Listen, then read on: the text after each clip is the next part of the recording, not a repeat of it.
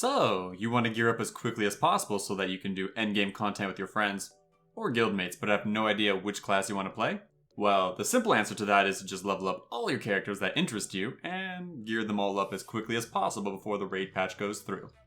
And I'm going to explain what is the fastest way to get the highest ilevel gear for your character. They did create some useful changes to world questing where the reward isn't tied to your average eye level anymore, but it is now tied to your renown progress. And there's just a small crucial fact about that one. And that reason is a little something called a weekly renowned cap.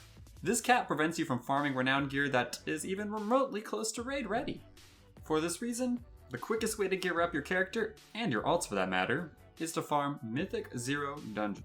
You're going to want to listen to the end of this video for the full explanation, and don't worry, this video will be short and to the point, and will work even if you don't have any friends or guildies willing to party up. It's not going to be as simple as just going into a Mythic 0 straight at level 60.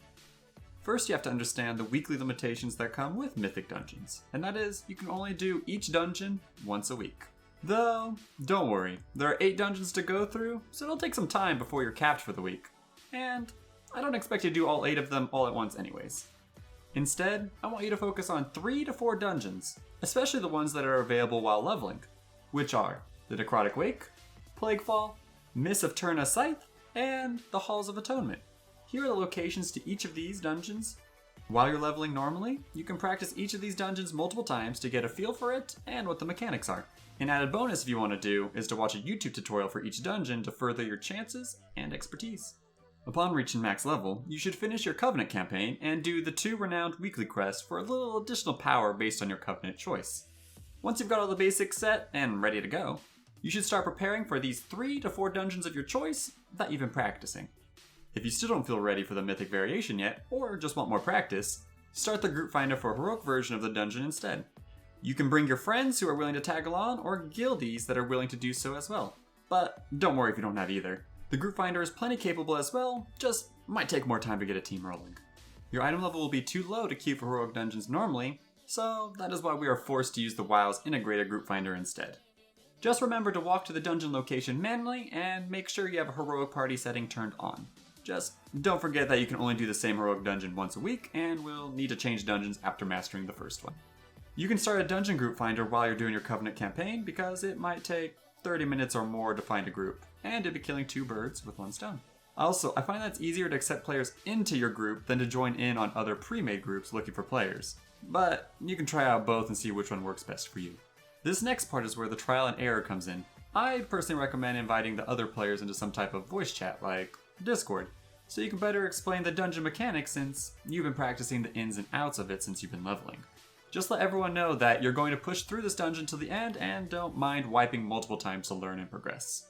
Once you've completed the dungeon, you can move on to master the other 3 heroic dungeons you've been practicing on, which will in turn make you a little bit stronger before going into the Mythic version. After all 4 heroic dungeons are complete, you should be solid enough to take on the Mythic version of those 4 exact same dungeons. While going through all of this, you should be able to find some other cool players that are willing to join along for the ride from your previous encounters. It would be wise to add them to your friends list for future groups, especially when you feel ready to take on the Mythic iteration. If you've already got a solid team set up that's willing to trial and error through the dungeons with you, then go ahead and give it a shot. If you need to save lust for every single boss, then do so, because you're not timed or anything in Mythic Zeros. An added bonus if you want to pick up classes that wear the same armor class as yourself, but don't limit yourself just for this reason. If not, reopen a listing group finder and get your side objectives done while you're waiting for a group, such as mining, herb gathering, etc. Once you feel comfortable enough working on those dungeons, don't be afraid to go after the other 4 dungeons as well. Since you've already done all these dungeons multiple times already, then the same process can be done on your alts, but with more personal experience.